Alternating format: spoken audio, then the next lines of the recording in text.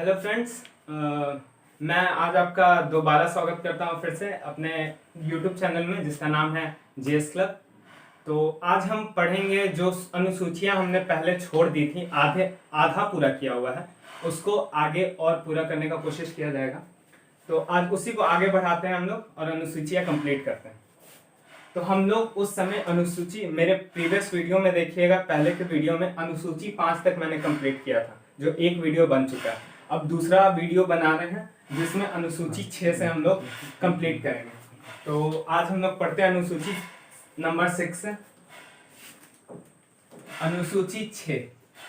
तो संविधान में हर चीज के लिए अलग अलग प्रावधान किया गया है, उसी तरीके से अनुसूचित जाति क्षेत्र और जनजाति क्षेत्रों के लिए भी कुछ प्रावधान किया गया है, जिसमें यहाँ पे अनुसूची 6 में कुछ उसी तरीके के प्रावधानों के बारे में बताया गया, जिसमें कुछ राज्य को पॉइंट आउट किया गया है, जिसमें असम, मेघालय, त्रिपुरा और मिजोरम, इन 4 राज्यों के बारे में विशेष रूप से बताया हुआ है। इन यहाँ पे जो AMTM मैंने लिखा है, इसको सिर्फ और सिर्फ इसको याद करने के लिए लिखा है कि आप शॉर्ट फॉर्म में इसको याद कर सकते हैं। A से असम, M से मेघालय, T से त्रिपुरा और M से मिजोरम, इसको याद करने के लिए सिर्फ बताया गया है और कुछ नहीं। तो इस अनुसूची में सिर्फ यही प्रावधान किया गया कि किस तरीके से हम असम, मेघालय, त्रिपुरा और मिजोरम के जनजाति क्षेत्रों के प्रशासनिक कार्य के बारे में प्रावधान किया गया है।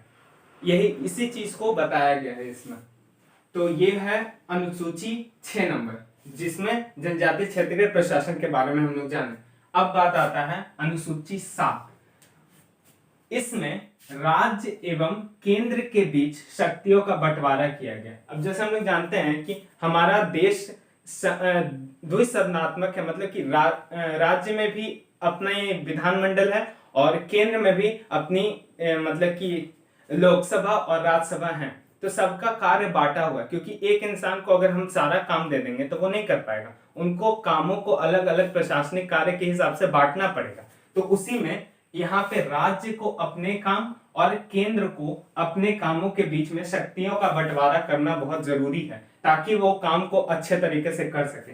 और यही प्रावधान दिया गया है अनुसूची नंबर 7 में, जिसमें इसमें जैसे कुछ शक्तियां हैं जिनके बारे में सूचियां बनाई गई हैं, संघ सूची, राज्य सूची और समवर्ती सूची। इन 3 सूचियों के आधार पर इसका बंटवारा किया गया है राज्य और केंद्र के बीच में, जिसमें संघ सूची वैसे सूची को बोला जाता है जिसमें सिर्फ और सिर्फ संघ को अधिकार है कानून बनाने का, और उन्हीं का कानून मान्य भी होता है। फिर आता है राज्य सूची। राज्य सूची में जैसे केंद्र तो अपना बना लिया, विधि बना लिया, कानून बना लिया अपने प्रावधान के हिसाब से। अब राज्य सूची में हर राज्यों को प्रावधान, मतलब कि शक्तियां मिली हुई हैं कि वो उसमें अपने हिसाब से कानून बनाए। लेकिन कुछ ऐसे प्रावधान भी होते हैं किसी टाइम में कि जिसमें राज्य के सूची पर भी केंद्र को कानून बनाने का अधिकार हो जाता है, जब उन्हें लगे कि राज्य सही तरीके से काम नहीं कर पा रहा है, तो उस समय केंद्र बनाएगा। लेकिन मेनली इसमें शक्ति राज्य के पास ही रहती है। अब बात आता है समावर्ती सूची। तो समावर्ती सूची वैसे अनुसूची को बोलते हैं जिसमें केंद्र और राज्य दोनों के पास बराबर अधिकार है कि वो बना सकता है, लेकिन सबसे ज्यादा मान्य जिसका होता है वो केंद्र सरकार का ही होता है।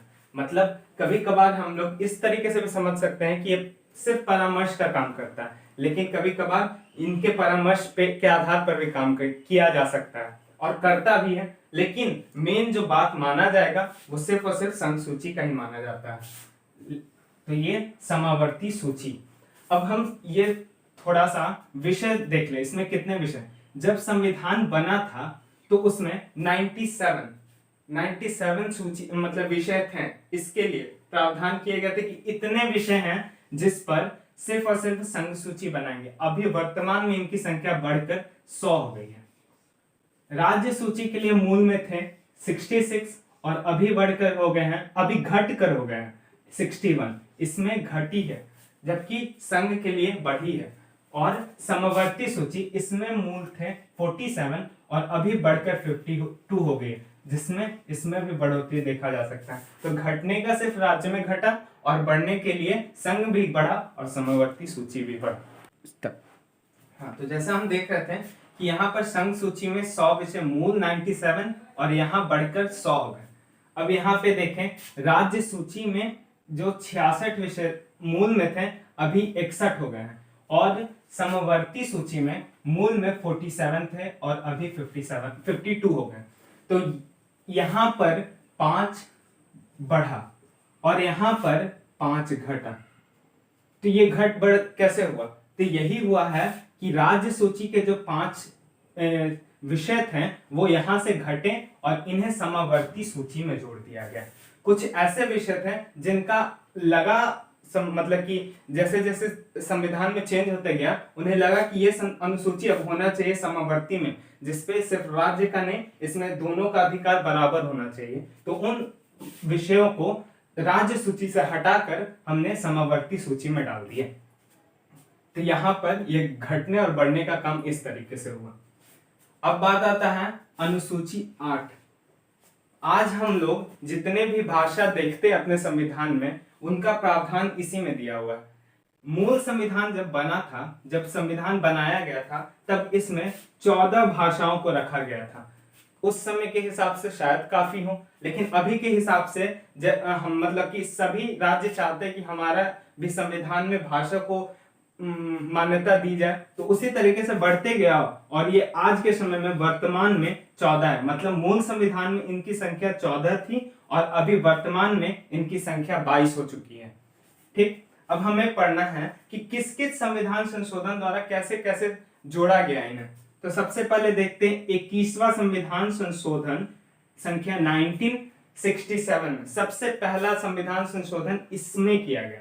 इसमें सबसे पहला संविधान संशोधन था 21वां, जो 1967 में किया गया, जिसमें एक लैंग्वेज जोड़ा गया जिसे बोलते हैं सिंधी। सबसे पहले सिंधी लैंग्वेज को इसमें जोड़ा गया। ठीक, दूसरा हुआ 71वां संविधान संशोधन 1992, जिसमें 3 लैंग्वेज जोड़ा गया। तीनों लैंग्वेज है, एक कोंकणी, दूसरा मणिपुरी और तीसरा नेपाली। और तीसरा संशोधन 92वां संशोधन 2003 में हुआ, जिसमें 4 लैंग्वेज जोड़े गए।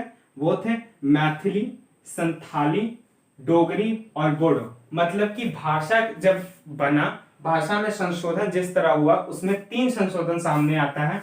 एक है आपका 21वां, एक है 71वां और एक है 92। ये 2003 में हुआ, ये 1992 में किया गया और इसको 1971 में किया गया। इसमें सिर्फ और सिर्फ एक भाषा जोड़ा गया, इसमें 3 भाषा जोड़े गए और इसमें 4 भाषा जोड़े गए। और भाषा का नाम पहला सिंधी, पहले में, दूसरा में कोंकणी और तीसरा कोंकणी, मणिपुरी और नेपाली, और तीसरा जब संशोधन हुआ उसमें मैथिली। तो दूसरा संशोधन 71वां संशोधन 1992, जिसमें कोंकणी, मणिपुरी और नेपाली जोड़ा गया। और तीसरा संशोधन इसमें हुआ 92वां संशोधन 2003, जिसमें मैथिली, संथाली, डोगरी और बोडो जोड़ा गया। अच्छा, माफ करिएगा, यहाँ पे 67 होगा, मैंने गलती से 71 लिख दिया। हाँ, तो ये अनुसूची 8 में आपको 3 बार संशोधन हुए और तीनों बार जैसे 14 भाषाएं थी मूल, और यहाँ पे 4, 3, 7 और 1, 8 प्लस 8, और वर्तमान में 22 भाषाओं को इसमें जगह मिली है। ठीक, ये हुआ अनुसूची 8। अनुसूची नंबर 9, इसमें ज्यादा कुछ नहीं है। अनुसूची 1 सबसे पहले किस संशोधन के तहत जोड़ा गया? तो ये था सबसे पहला संशोधन हमारे संविधान का फर्स्ट संशोधन जो हुआ 1951 में। सबसे पहला संविधान संशोधन संख्या 1951 में इसको जोड़ा गया, जिसमें भूमि सुधार किया गया। इसमें भूमि सुधार के बारे में बताया गया। इसके अंतर्गत राज्य द्वारा संपत्ति के अधिकार की विधियों का उल्लेख किया गया है। तो इसमें सिर्फ और सिर्फ भूमि सुधार के बारे में बताया गया है। अब इसमें बोला गया था कि आप किसी भी तरीके से इसको न्यायालय में चुनौती नहीं दे सकते, लेकिन 11 जनवरी 2007 में सुप्रीम कोर्ट का एक आदेश आया, जिसके अंतर्गत ये बोला गया आप इसको उस न्यायालय में चुनौती दे सकते हैं, लेकिन सिर्फ और सिर्फ उस समय जब आपका मौलिक अधिकार का उल्लंघन ना हो रहा, तो उसके आधार पर इसको चुनौती दी जा सकती है। मतलब पहले इसको चुनौती नहीं दी जा सकती थी, लेकिन वर्तमान में इसे चुनौती दी जा सकती है। तो यह हुआ अनुसूची संख्या 9।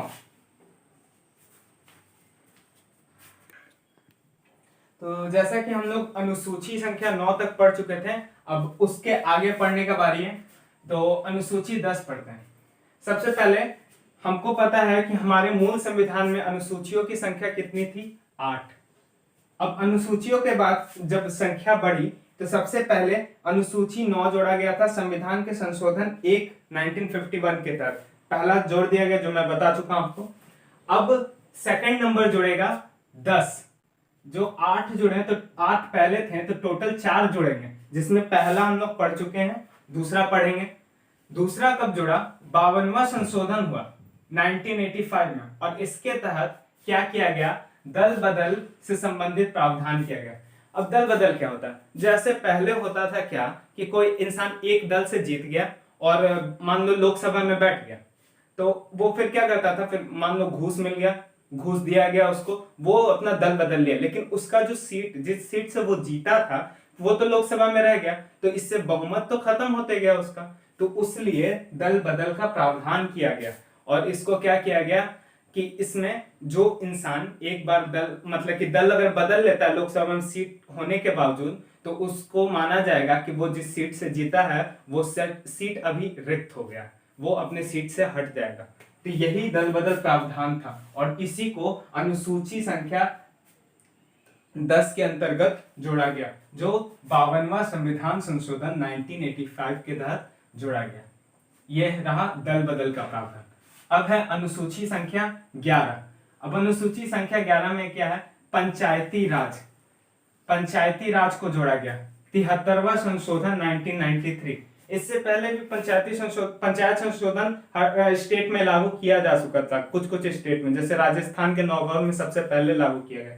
लेकिन 73वां संविधान संशोधन से पंचायती राज को संवैधानिक दर्जा मिला, मतलब इसका उल्लेख कर दिया गया संविधान में, और उसके बाद से यह संविधान में आ गया। तो इसको अगर हम बाद में जोड़े हैं तो किसी न किसी संशोधन के द्वारा ही हम अपने संविधान में जोड़ सकते थे, और वही जोड़ा गया 73वां संविधान संशोधन 1993 के तहत, जिसमें पंचायती राज को जोड़ा गया। अब पंचायती राज में हमारे पास अभी वर्तमान में 29 विषय हैं, जिसके अंतर्गत पंचायत राज कार्य करता है। अब ये 11 नंबर पंचायती राज, और फिर लास्ट हमारे अनुसूचियों का सबसे अंतिम अनुसूचियों में जो है 12 नंबर, ये है 74वां संविधान संशोधन 1993।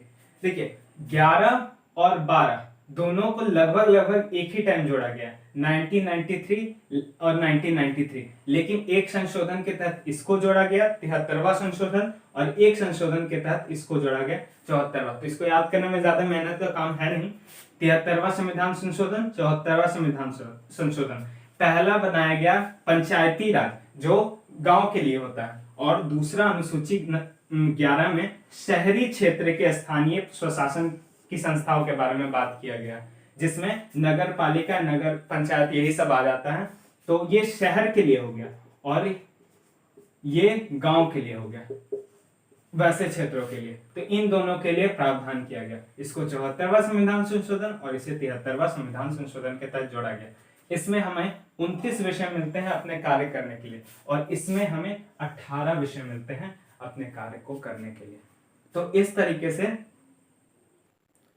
तो यहाँ पे हम 12 अनुसूची तक अपना पढ़ चुके हैं। अब एक बार क्विक रिवीजन कर लेते हैं, जिससे जो मेरा पहले वाला वीडियो देखें और जो ना देखें दोनों को फायदा हो जाए। क्विक रिवीजन है, जल्दी से थोड़ा कर लेते हैं।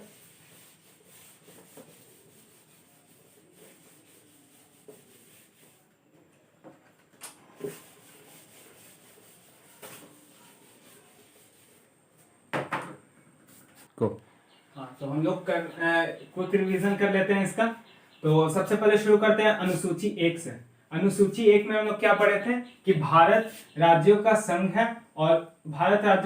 है, और उसी में राज्यों के बारे में और केंद्र शासित प्रदेशों के बारे में जो भी प्रावधान था वो सूची अनुसूची संख्या 1 में था। अब अनुसूची 2 में क्या था? अनुसूची 2 में था जितने भी अच्छे अच्छे पोस्ट है, राष्ट्रपति, उपराष्ट्रपति, प्रधानमंत्री, मुख्य न्यायालय का न्यायाधीश, राज्यपाल, मुख्य निर्वाचन आयुक्त, इन सभी के वेतन भत्ते और पेंशन के बारे में बताया गया। वेतन भत्ते के बारे में अनुसूची 2 में बताया गया है।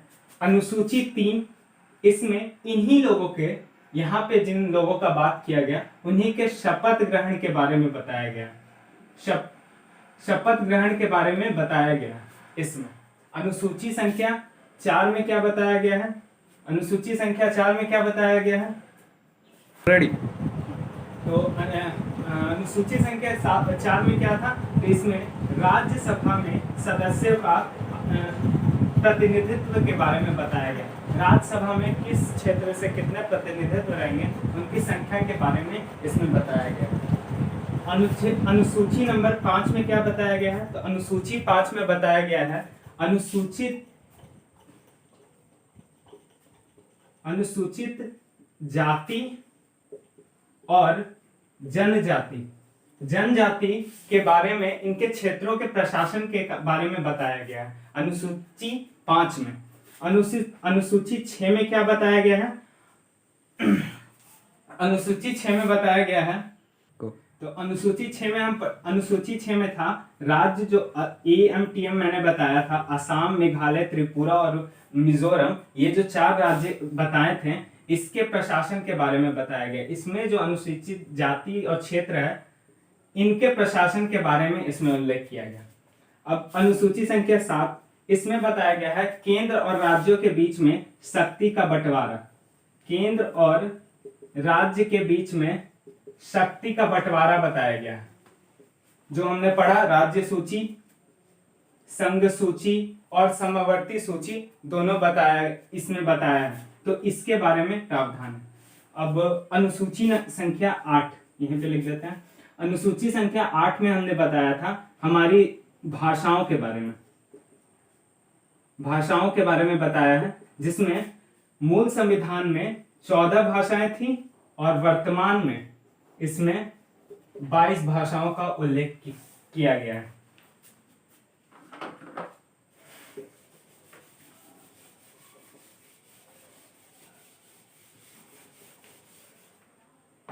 अब है अनुसूची संख्या 9, इसमें भूमि सुधार के बारे में बताया गया है, जिसमें मैंने बताया था कि सबसे पहले इसे न्यायालय में चुनौती नहीं दी जा सकती थी, लेकिन 11 जनवरी 2007 के बाद इसको न्यायालय में चुनौती दी जा सकती है।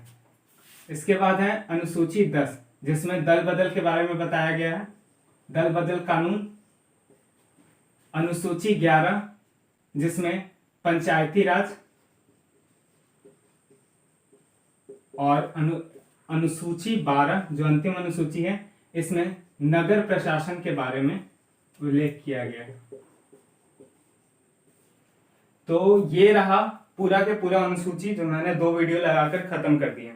तो ये सारे के सारे अनुसूची मेनली हर वनडे एग्जाम में इससे क्वेश्चन आना ही आना है, और इसको याद करना उतना कोई मुश्किल काम तो है नहीं। तो मैंने खत्म कर दिया। आप इस वीडियो को 1 बार, 2 बार, 3 बार, जितना भी सहूलियत हो उसके हिसाब से देखिए और इसे याद करिए। और बस आज के लिए इतना ही काफी है।